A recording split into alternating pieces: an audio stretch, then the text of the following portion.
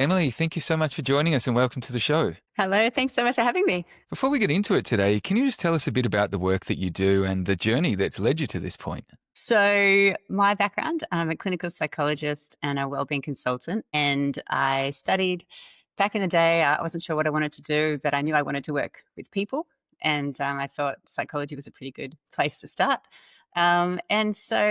Yeah, it was really a passion for learning about the science of wellbeing that took me in the direction of my current career, which is really working with organizations around wellbeing, but really with a grounding in realizing the importance of human emotions and Mm. humanness. And yeah, this topic today, talking about social integration and social relationships, is just so key to the work we do in psychology. And it's bread and butter for psychologists. But I think until you kind of really delve into the importance of this stuff, it can seem like a sort of a soft, like social relationships, emotions, they feel a bit soft, but actually they're crucial for living a long and happy life. Well, interesting on that point about it being so crucial for a long and happy life. As you mentioned, we are going to be discussing how technology can affect our social interactions and relationships today. But before we do, can you firstly explain why that social connection is so crucial for us as humans? Absolutely. So I guess it's really comes down to the way that our brains have been wired and how we've come from the mammal kingdom.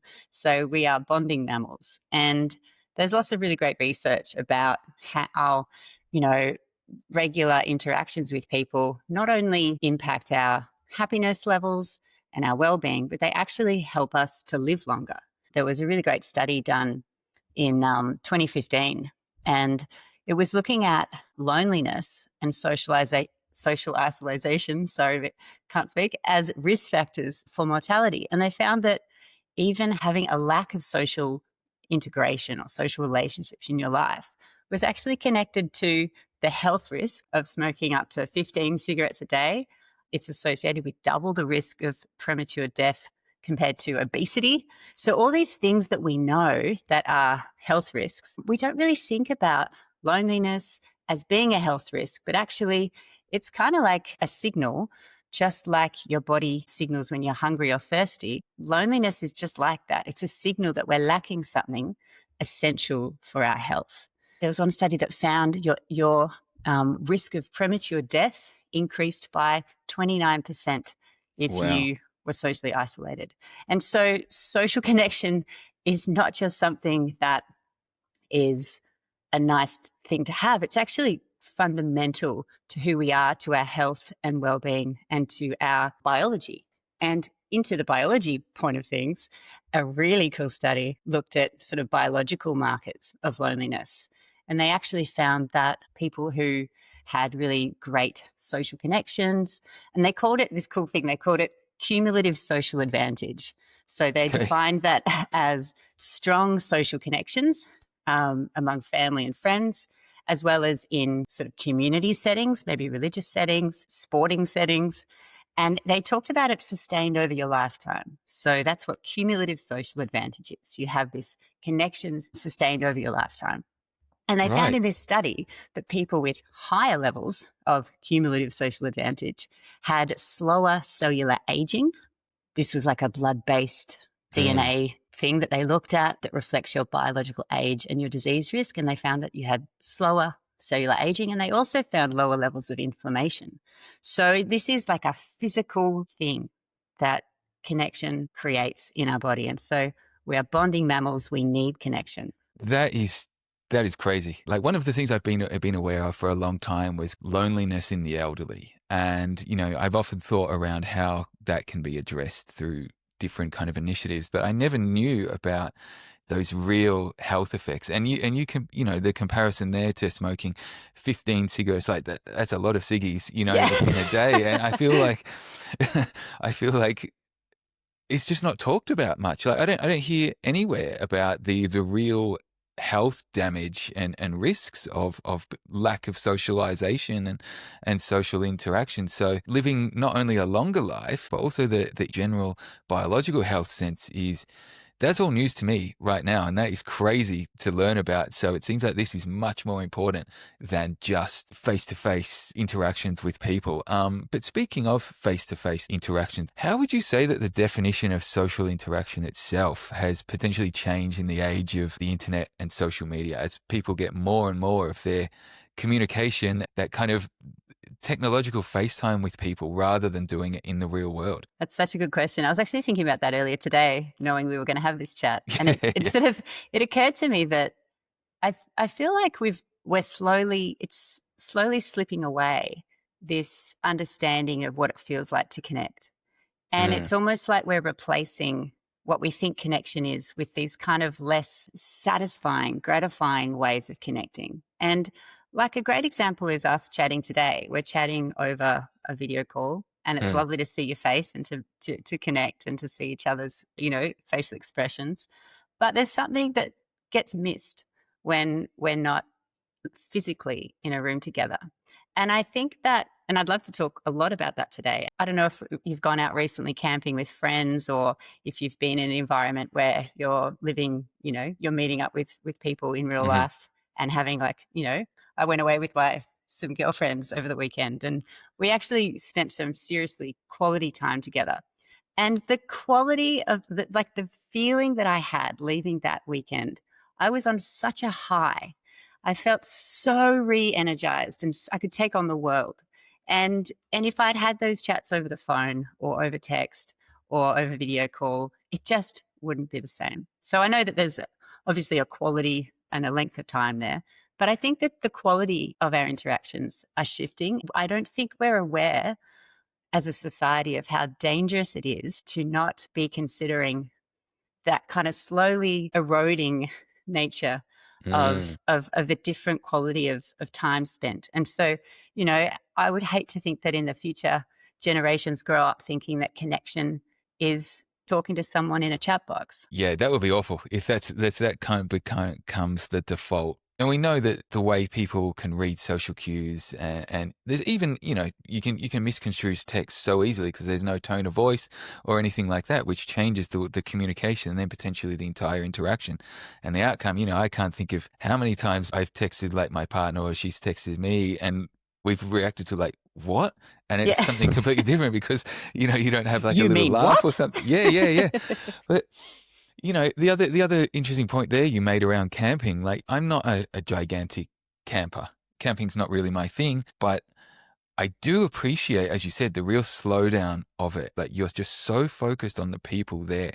It does feel like one of the last oases away from technology. I'm just thinking about the times like I've gone camping, and if there's a fire, you know what I mean? Like the fire is like the god of the campsite. Everyone's just there, and then you're just talking, and it's that most fundamental human interaction. And it's like I don't know what it is about camping, but that seems to be the most powerful way of getting everyone away from this new tech-driven communication. Well, we just mentioned then around tone of voice and expression and body language that you get only in a face-to-face environment. But once you're inserting phones into situations too, and we've all seen it. You can all be out, and there might be people, they look like they're either a couple, they're on a date, or it's like a parent and their kid, and they don't look like they want to be there. Like they're on the phone, they're reading something that's obviously so much more entertaining than the person that they're with, which is unfortunate. But beyond the phone being there as an obvious distraction, how else would you say that just the constant presence of them there and the constant risk of a notification drawing someone away from the moment, how has that changed the dynamic of our social situations and interactions? Yeah, this is quite important. This concept around yeah, there's a funny term for it called phubbing, which Mm, was a new term of phone snobbing. But I think obviously the distraction piece, we all understand that. We know that, those notifications are constantly eroding our executive functioning skills. There was an interesting study done back in 2011. This was a long time ago now. And they looked at 4-year-old children, and they got them to watch a really fast paced, like, cartoon. It was SpongeBob SquarePants, actually. And then they got another group of children to do some drawing, and they then tested their executive functioning skills, and they only did this for 9 minutes, and they found that after 9 minutes that the children who were in the fast-paced television situation performed significantly worse on executive functioning Right. tasks. And that was controlling for age, the child's attention prior to the session and all that. And actually, they even controlled for television exposure. So they basically, that's not necessarily the internet, but it is a screen. And Mm. there's something that is quite eroding on our mental faculties of having being in this digital realm.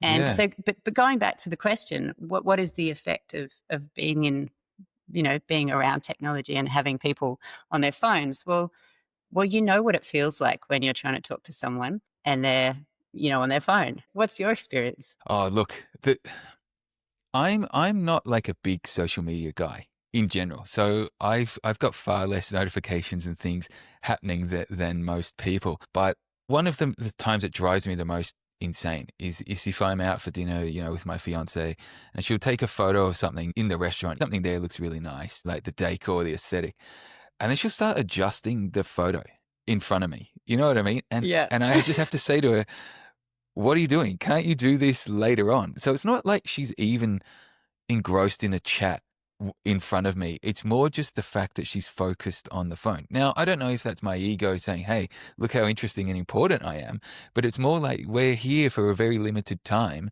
to enjoy this space and this meal if we're out for a meal. Can all of that not wait? And like, as you said, I'm not even being overly savaged by someone on their phone in front of me. Like if I'm out with my friends, it could be different. Like people will be speaking with other people. Like if you're in a group and one person's kind of texting someone else that's not there, it's not as big a deal. But if it is a one-on-one situation like that, I think that's where it feels the most, what is wrong with me? Am I not, as interesting as your phone? That's exactly it. And so that's what the research shows as well. It's the research really shows that, especially looking at children, that children that are engaging with mindless adults who aren't actually present with them, paying attention, are more likely to devalue themselves. And the process is kind of similar to what you just said then. You said, am I not that interesting? And then, so that's the first question that the person being ignored starts to ask, am I not that interesting? Or am I not, worth your time? And then what happens next is the personal attribution, which is the worth part, comes in. Mm. And they start to say, a little child might start to say, I'm not worthy of attention. Am I not that interesting? I'm not an interesting person. And that's a psychological kind of, that can take you off on a whole lot of adult therapy. Oh yeah, look, that sounds awful, and I think as an adult you can cognitively make a few logic leaps there, but I'm just thinking now, and maybe you can help me understand. As a kid, like they don't have all the nuance and the various ways of looking at something other than, I don't know, if you're 5 years old and you're seeing your mum on their phone and you're just like, mum likes the phone, mum doesn't like me, and that must be awful if it's happening and compounding over a long enough time frame. Yeah, yeah. The phone is more important than me. I mustn't be as important. And this is a really hard conversation to have because obviously anyone that has kids, it's impossible. You can't be present all the time. You'd go mad. And there's going to be lots of times where you do feel like you can't give your children all the attention that they need. And you shouldn't try to. But it is a significant finding that, especially with phones, that children can really start to devalue themselves when we Well, don't pay attention. I'm assuming it doesn't, like the kids had full attention and then the parents are like, oh, I've just got to, I don't know, send a text, and the kid's like breaking down. But times I've seen it if I'm like walking my dog or something, and he always, I don't know, he's obsessed with playgrounds for some reason. And if you go past the playground, there's always a kid like on the thing saying, hey, look at me, and the parents probably just getting a little bit of a timeout on the phone. But it's like quite a jarring moment when two people are kind of getting what they need in a situation that could be potentially negatively affecting both of them. Like the parent might miss out on an Yeah, amazing moment the kid's doing, and the kid's missing that focus from their parent in a moment they want to show off and be proud absolutely. of. But Yeah, and look, then at the it's, same yeah, time, the best advice in psychology we ever have around parenting is good enough. You should really aim for good enough parenting, because most of the time, if you're good enough, it will really, your children will grow up really well. And if you try for perfection, then you're probably going to, mess them up in a different way. Oh, look, I would imagine that again. Just looks like nothing's ever good enough for the parent too. But we can kind of segue now into phubbing because it is a large part of this. And I know you've written some things on phubbing, and you probably know a lot more about it than what I do. But would you say that in regards to phubbing, and I love saying that word, it's just fun, you know. Would you say that in terms of rather than just as a distraction and avoiding engaging with the person that we're with, how are people using it? You know, like people, if you're kind of walking down the street, you see someone over there that you may not want to say hi to, or you don't want to kind of engage. Like we know that people will just pull out the phone and use that like and act like they're distracted. So people are doing that for people and to avoid uncomfortable silences, even just boredom. It almost is the kind of figurative comfort blanket for people now. Do you think that that's a result of how addictive, say, the device is, or is it more a result of how easily we reach a point of discomfort in our interactions, whether they're with people or even online, when we can just like slam people away if they're making us uncomfortable? Oh, that's really interesting. I think this is a really important conversation around people finding it very difficult to sit with discomfort. Mm, And obviously, like yeah, discomfort doesn't feel great. Like, who wants to sit with discomfort? totally. And the other part of this is boredom as well. And so I can totally relate to this. You know, just last night I had a moment to myself, and you know I'd worked really hard yesterday, and then I was eating dinner, and I thought, oh, I'll watch a movie or something. And my laptop, the battery was dead, and I couldn't be bothered getting up and you know fixing it, which is pretty lazy. But what I did was I was like, well, why do I have to fill this space with a movie? Why can't I just enjoy my dinner? Mm, And so, but it felt uncomfortable to sit and eat my dinner, you know, just by myself enjoying it. But actually, what happened was my body just started to regulate a bit. So, because I was actually becoming a bit, I was, you know, noticing how I was eating my food, I just started to notice that my breath was slowing down and my mm, body started to regulate itself. And that's what happens when we actually allow ourselves time to be with ourselves. Even though we have to get over that hurdle of the discomfort. If we can kind of allow ourselves to spend a bit more time with ourselves, then it's actually quite regenerating. Whereas what we often find on when we're scrolling, you might feel like you've learned something, maybe if you're following the mm. news or whatever, but you might not feel better, and you might feel a bit depleted and a bit Mm. scattered. And that's that kind of executive functioning piece. God, it's so interesting because I was speaking to someone the other day about something similar, and the kind of analogy was there that if you're just looking at things through a screen, it's just like junk food. Like no one is feeling good just living on junk food. Like it feels amazing in the moment, but then afterwards you're not feeling so great. You almost feel a little bit guilty. And to your point there, like consuming everything through a screen rather than, you know, like you said, slowing down, being a bit more mindful and experiencing the moment for what it is. But even on that, depending on what it is, there is just a sea of phones Mm. recording the entire thing. And, you know, I could be too old. Maybe I don't get it. But it's like if I was out and I recorded a crap video of a gig on my phone, like I would never watch it again. You know, it's just kind of in my phone, and it's a Yeah. little bit of social currency to be like sent to someone and they'll be like, wow, you were at that thing. And then I think all these people are like checking the phone, framing it up, like adjusting the settings and things while the event, you know, whether it's a concert, sport or whatever it is going on that they're missing because they're so worried about how they can then relay on they were at this thing, and they're just losing that entire experience. Would you say that people having to document everything, how do you think that that's affecting people when they're in a social environment when they're doing that, but also B, when they're in a social environment where they're not doing that and they're not kind of on and playing this character? Oh, good question. When you're seeing your life through the screen as opposed to experiencing it, it's a different experience of your life. And so it's a very different experience of a concert through that small square space, as opposed to being there, feeling the sounds and the senses and feeling the vibration of the music into your, you know, into your chest. You know, that's kind Yeah, of yeah, the yeah. feeling of being at a concert. And I guess the challenge with that is that obviously when we're recording, we're doing it for people have different reasons. So some people might be doing it just for their own memories. The sad thing is, the best way to form memories is to be present to begin with. And you might also be doing it for your own social status to then share online. And then other people might be doing it literally kind of for work. Like, maybe they have, a social following and they have to document things. So the purpose, it becomes a striving type experience as a doingness as opposed to a beingness. And I think we are all now in a constant state of doingness and kind of having to respond at all times to all sorts of, there's like 20 different ways that people can contact you now.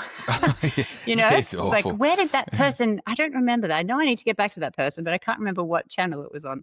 Yeah, look, that's a great point, and I'd not actually heard that phrase, the state of doingness, before. I'd love to spend some more time on that. Can you just expand a bit more on what that state of doingness is? Because that sounds really interesting. The way that I would think about it is kind of a task-orientated focus. So instead of it kind of ties in with this notion of striving to do something, to be something, to achieve something, as opposed to beingness, which is there's no striving. We're just experiencing the state of, aliveness, and we're just experiencing what it's like to be here in this moment, connecting and breathing, and, which sounds very woo-woo, but on a more That makes practical, sense, yeah. but on a practical kind of note, this doing attitude is actually incredibly exhausting, and it really leads to burnout because our brains can't be constantly in a state of striving. They really can't. It's just like when you go to the gym and you do, your workout, and then you go back the next day, you might do your arms, then you do your legs, then you do, but any good trainer will always tell you that you need rest days. And it's on the rest days where your muscle actually grows. And so the brain is just an organ that needs rest moments and rest days. And unfortunately, with the state of this constant on doingness, it's really hard for our brains to have rest days. And so, or even rest moments throughout a day. And in fact, I guess we're getting more into presence now, but just micro moments of presence throughout the day has a huge impact on, just taking a moment to stop, take a breath, and just literally take 3 seconds to notice how you're feeling will then just redirect you in a better direction of well-being for the next Yeah, 10 okay. minutes. You mentioned there the importance of rest days for the brain. What happens to us, whether it's psychologically or even the way that we can deal with other people if we don't have those rest days? I think most people can relate to this. Like we kind of know what happens. We burn out. The biggest state, anxiety and depression are absolute leading causes now of not just mental ill health, but actually complete physical ill health. Like depression is now the leading cause of illness, even over heart disease and physical problems. So Wow.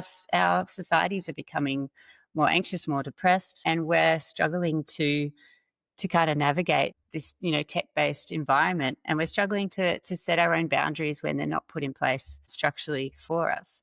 And you Right. mentioned before phone addiction, and I would actually probably, being a clinical psych, I probably wouldn't use the term addiction because Mm-hmm. when we work with addiction, it's got a whole raft of issues that are much, much more challenging than that. But it is 100% phone dependence and being dependent and actually, pulling it out when we feel uncomfortable. And you can imagine that the person that pulls their phone out when they feel uncomfortable starts scrolling. They're then impacting their cognition in a negative way in terms of executive dysfunction.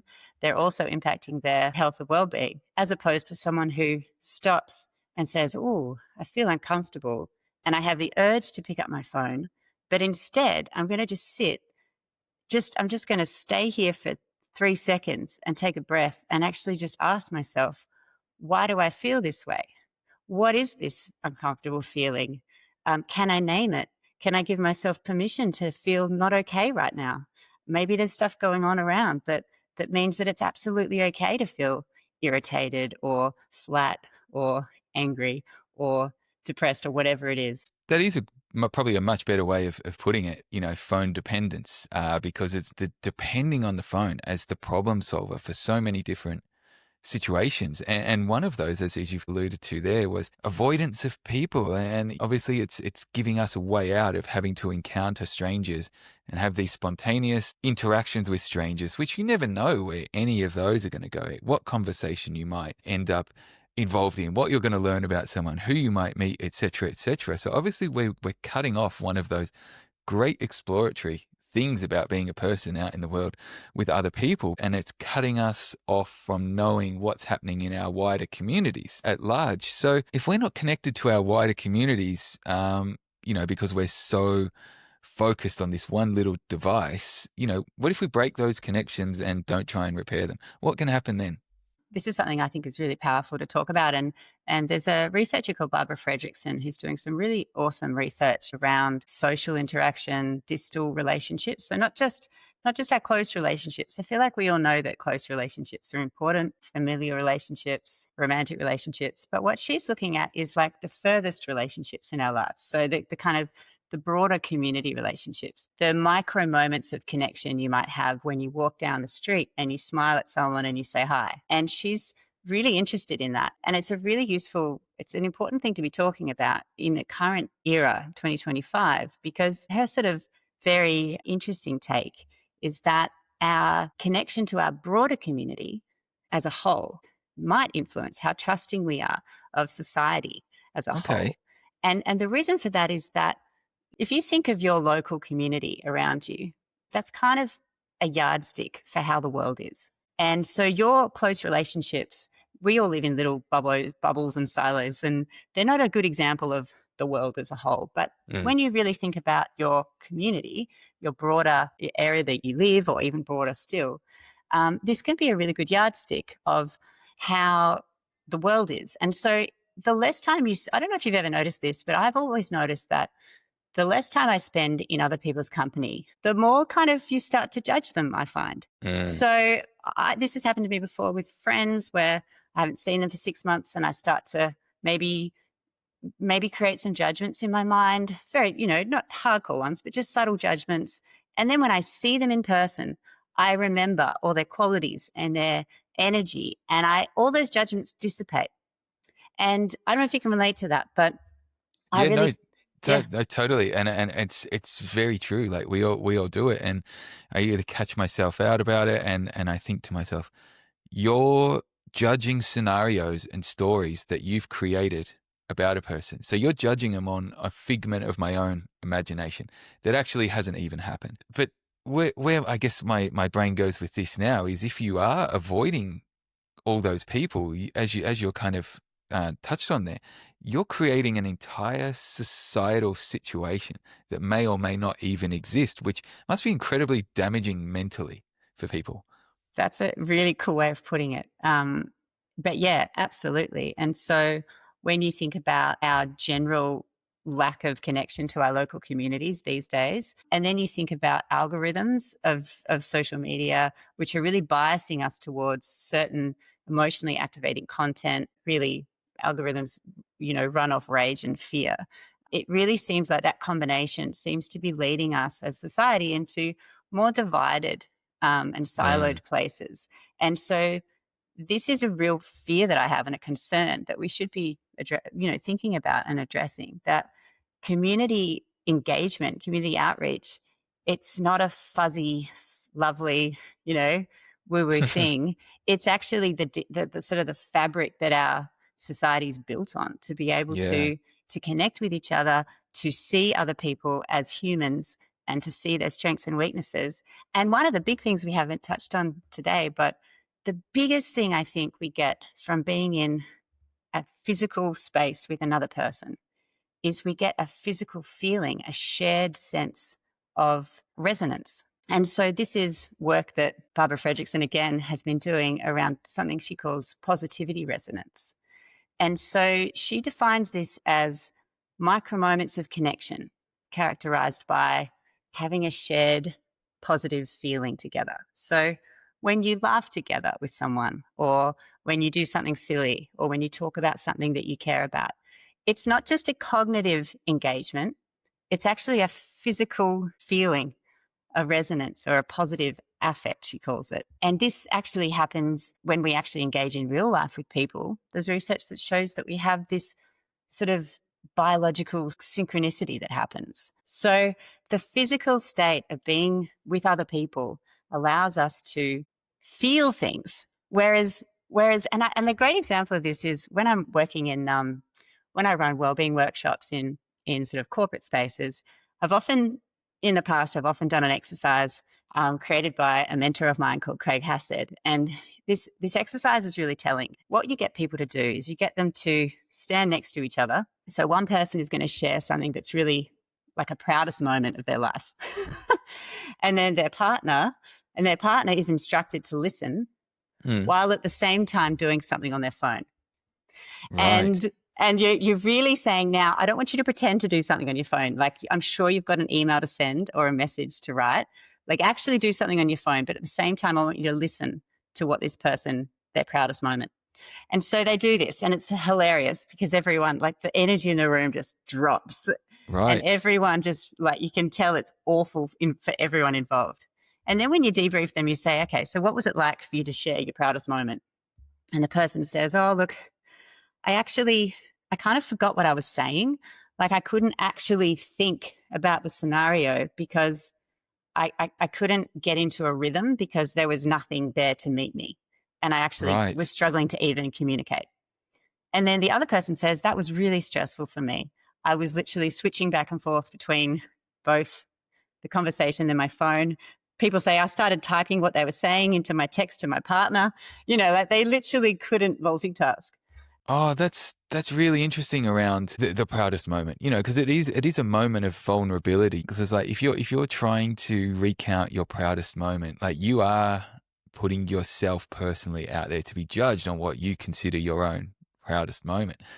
And so I can imagine if you're doing that, obviously not in a role play situation, but if you are doing something like that in real life, whether it's your proudest moment or something that you've been thinking or anything that's kind of putting your heart on your sleeve, and it looks like someone's just, I don't know, scrolling through Instagram or something while you're doing it, that must be even more devastating than just knowing that they could be texting someone. Absolutely. And so what happens is we then say to them, okay, so, you know, that's interesting that actually this is quite common that if you're really wanting to get some information from someone and actually really understand a detailed explanation, you actually really need to be present, because if you're not paying attention, then they can feel it, and it actually stops them from even being able to, it's almost like a cognitive block for them even to be able to continue talking, which is a fascinating, and I don't know if you can remember being in that situation, but I can think of lots of times where I've I just trail off, you know? Yeah. Yeah. Look, there's heaps of times I think about, you know, I might be explaining something that's happened or something that I've been thinking. And as soon as you feel like that person's attention might be on something else, straight away your brain is like, oh, this is boring. They don't give a shit. And then it's just like, why am I telling them? And you know, I know that's how I react. I'm just like, oh, I'll just stop the story and go and do something else. So yeah, and that's me doing it just in a normal moment, not even where I'm really like trying to be vulnerable or something. So that sounds awful as a task, but like what a good demonstration of the damage that it can do. It is excellent. And then the second part is even more interesting, because then the second part you say, okay, I'm going to give you a chance to redeem yourselves, which is really mean because, you know, you made them do it the first time. But you say, okay, now this time you're going to put your phone away, and this time I'm going to give you some very specific instructions. So person, you're going to share your experience of your proudest moment. You're going to share it again because I guarantee they didn't really hear it the first time. And the person listening, I want you to do a few things. I want you to pay attention to the intonation of the person's voice as they're speaking. I want you to try and really see if you can notice the emotion in their face or in their words, and focus on, you know, try to see their excitement or whatever it is that they're sharing. And so then we debrief this exercise, and the energy in the room just like lifts so much for this practice. Like everyone's talking and it's really high vibe, and you can just feel it in the room change. And then when you debrief this whole exercise, the biggest thing that people come to realize is that in the first scenario, when you're talking and you're getting ignored and when there's a device in between you both, what happens is that the person does take in the information and they're able to share some facts about the experience. but they don't feel anything. Right. So it is a cognitive exchange only. But when you do it again, they start to say, I could feel the pride you had for your child when you saw them do this or when you did this. Then they say, I could literally feel their excitement. I could feel their joy. And this is what Barbara Fredrickson talks about as positivity resonance. And this is what is getting lost through digital interaction, I feel. And that's where this eroding of our social definitions, I think, is it's moving into a cognitive exchange as opposed to a connecting physical That exchange. that makes so much sense. And as I mentioned a little while ago, I'll just say it again, like the saddest thing to me is a parent and like their teenager. You know, teenagers are difficult to begin with and, you know, you don't know what they're doing. But a parent and their teenager out trying to have a meal and they just both look like they don't want to be there. And as you said, even if they are hearing something while they're on the device, they're not feeling anything. You know, when I think about it, it's almost like it makes hearing that person's story or thoughts just a chore, just an effort exchange rather than something that you're actually interested in doing. It's something that you've been made to do. And now I think about it like that. That's even worse. If people are on a date and they're doing it, it's like, okay, the date can go bad. But if you're if you're out, you know, you're like 16 and you're out with, say, your dad and you're trying to have dinner and you're not interested in each other, like that is, how do you get away from that? You know, like that's so much worse. It is, and that's a great example. I've definitely can relate to that, and I've also witnessed that. But on the positive side, that the research also talks about just micro moments of connection throughout the day are actually almost probably more beneficial to us than these big in-depth romantic gestures so really, in order to fill up our bonding mammal cup, our social brains, and feel rejuvenated through social connection, sometimes it's as simple as going to the local coffee shop and chatting to your barista and for a couple of seconds, or it's making an effort to make eye contact with people as you walk past and give them a smile on the street. It's actually being out in the world and getting out into our community and having these micro moments of connection. And that is what actually this term social integration is one of the biggest predictors of how long we live. And so being part of, not just, so if you're someone who is listening to this and thinking, well, I don't have that many close relationships and I don't like my family, and you're starting to feel a bit depressed by all this chat, it's actually the micro moments of connection that anyone can do that actually will replenish and fulfill you. Right. That's super interesting to hear, especially just from a personal level. Because here's a little anecdote. Like, a lot of people love Uber Eats, and like those things that will bring all their food straight to your door. So you never need to go out and see anybody. You just get it. And I've had so many people tell me that I'm mad because I love going to the shop and ordering it and speaking to the person and standing in the shop or waiting there for 20 minutes and just kind of see what's going on in the world, hear people doing things. And I love that. These are all strangers to me. And now it makes so much more sense that it's those micro moments that are actually helping replenish. I thought I just was interested in talking to people, but now it feels like there's a much bigger reason why, maybe I actually enjoy doing that. But while we are talking those micro moments of, connection, one of the things driven by technology that is starting to concern me, and I've seen some awful moments about it, was the rise of AI and these large language models and people turning to them for not only companionship and friendship and even relationships, but people turning to it for therapy. And there's been some awful situations that I've already read about that have come out of that. Like, what are the risks of people finding their moments of connection through things like that in the immediate term, but B, also in the long term of this kind of solo interaction with a digital connection rather than a human one?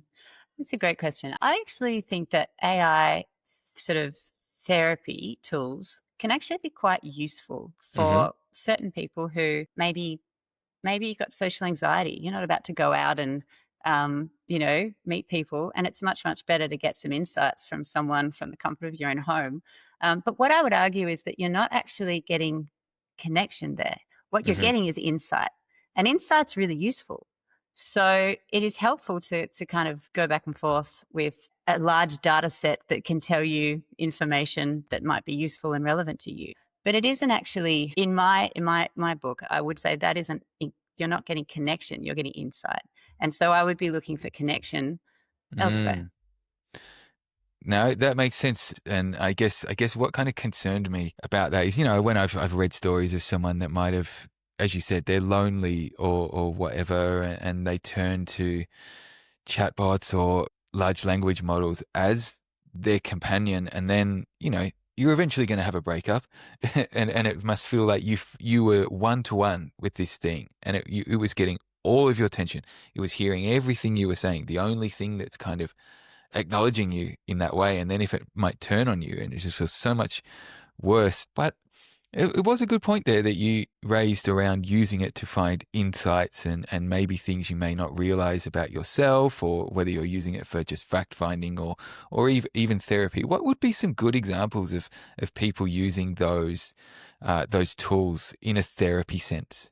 Like it could be talking about patterns that you have in your life, and you could, be asking, why might this be occurring? What are some practical strategies I can bring into my life? How can I create a behavior plan to do that? But going back to the challenge, I think the one thing I have noticed that is a problem is that what happens when you get a perfect response from an AI generated person, a perfectly empathic, perfectly worded, validating response, is that it starts to skew your idea of what other people should be doing.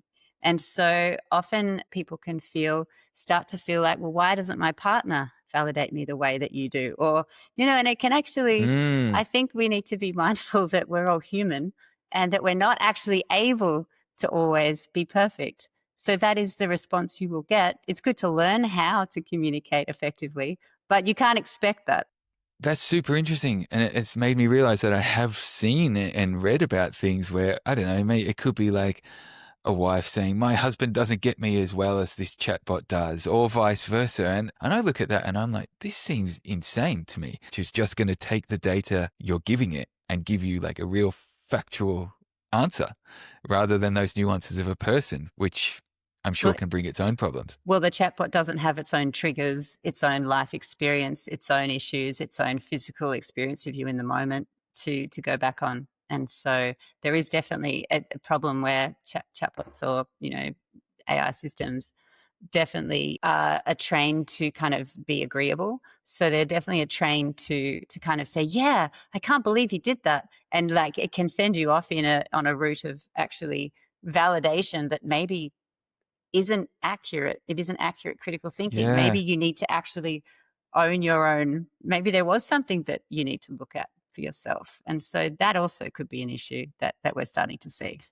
Yeah. And it makes total sense that that validation there just kind of reinforces that you were correct in doing whatever you did, which then, as we can understand, you take that offline into the real world. It's just kind of giving you more ammunition to fight against real people with, which can make the real people problem even worse. But we've been talking around, the way that technology can affect and impact our relationships, situations. There's a lot of negative ways, but as you've alluded to, there's a lot of positive ways as well, especially around people that might have social anxiety. So, in those situations, beyond the ease of communication, how does the convenience of digital comms, whether it's text or voice or even video chat, how does that impact our willingness to make that effort to get out and see people in real life?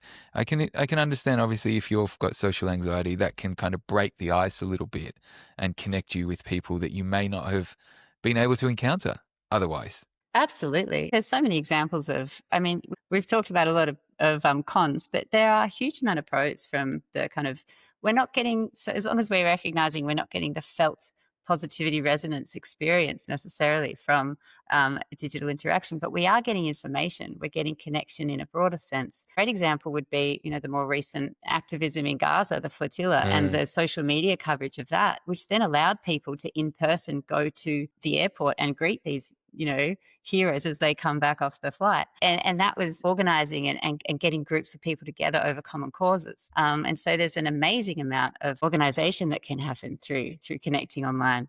I've got my own personal example of a community that was started during COVID. I was running an online guided meditation every weekday, and it started off as just being a digital experience where people just came 8:30 to 9 every weekday. And eventually we got thousands and thousands of people tuning in and doing this meditation. And then after time, what happened was these people started to connect further. It was just through a social media platform, but they started to actually direct message each other. And then they would actually start to text each other. And then they started to meet up. And so now this community that started 5 years ago regularly meets up a couple of times a year. We go catch up in person. And so this is a great example of people that never would have met each other in a million years if they had it, and then that community growing into something even more profound. No, that's a great example, and it goes back to what we mentioned a little while ago. If people aren't kind of interacting with their communities in the world, and perhaps they're not going to, but maybe this is an even better option to find a community that you've already got something in common with everybody there, to almost remove one barrier to entry for new friendships and relationships, etc., which will then allow you to build an even stronger real world community. So when I think about it like that, I mean, maybe doing it through digital at the start is probably a better way to go to find your people, as they say. Yep, absolutely. Yeah. Okay. But we've talked about the effects and things for people to be aware of whether it's technology in a social situation, or why they're using it, how they're using it. But what would you say are some practical strategies people can adopt, just in general, to make sure they've got healthier social interactions? How do we balance, online engagement with meaningful offline engagement? Oh, all right. Well, I think the topic, that going back to the concept of micro connection, is really powerful.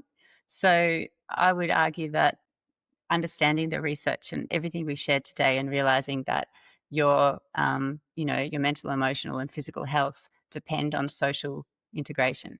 And when you realize that, it might just spur you on to go for that walk and to actually say hi to someone, as opposed to just keeping your head down. So I would say we can all prioritize just micro connection out in our world. And wouldn't the world be a nicer place if everyone, I actually live up in Byron Bay, and I moved here mainly because it has a feeling of a smaller town where people all interact. You would never walk past someone on the beach and not acknowledge them and say hi. And coming from Melbourne originally, you could walk around the city and not ever meet eye contact with anyone. Yeah, totally. Alone in a crowd. And it's so funny that you say that. Like I a little while ago moved to, I guess what you could call the suburbs.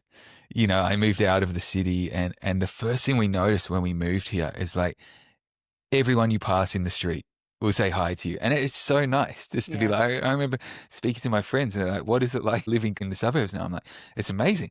Everywhere you go, like, you're just saying hi to people, you're having a chat with people. Like, it feels so much more natural. Whereas, as you said, living in the city, it's so forced. Like, everyone is trying to avoid it. But as we look to the future, what gives you hope that, we can strengthen and maintain all of those social connections, whether it's on an individual level, on a community level, and even kind of claw back some of that potential damage that might have been done, as we've figured out over the last 20 years how technology interacts with our social environments? Oh, good place to end.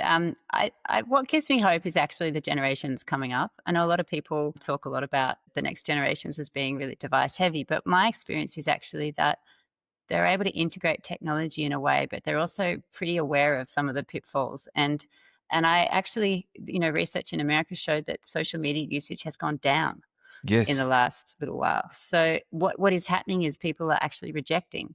They're aware this doesn't feel good. They're starting to reject these forms of connection, and they're opting for other ways of doing things. There's different cultures. There's cafes I know there's a good, awesome cafes in Sweden where devices are banned. You're not allowed any devices, and people love them. They're going there to play cards and to connect and to, play games. And I'm excited about what the next generations are going to create because they're aware of the troubles, and they don't want to be stuck on Yeah. screens all day. That again, that makes sense because I had also read about the social media use peaked. I mean, was it 2022 or it's been maybe on a little downward slope. So that could be good. But even just speaking to people in real life, and it seems like more and more people have just had enough. I'll be interested to see what happens if that brings us all a little bit back closer together. Thanks so much for that, Emily. What have you got coming up, and where can people follow what you're up to? Yeah, so my website is emilytoner.com. So I run workshops and courses for corporates. I also I do a lot of work with environmentalists and teams facing around climate change and climate grief. And so have a new program called Climate Courage for Teams, which I'm really excited about launching. But I have my own private practice as well. So I also see individual clients, which I love, only a day or two a week. But if anyone wants to connect and have a chat, probably the best way to find me is from my website, emilytoner.com. Awesome. Emily, thank you so much. Thanks so much for having me.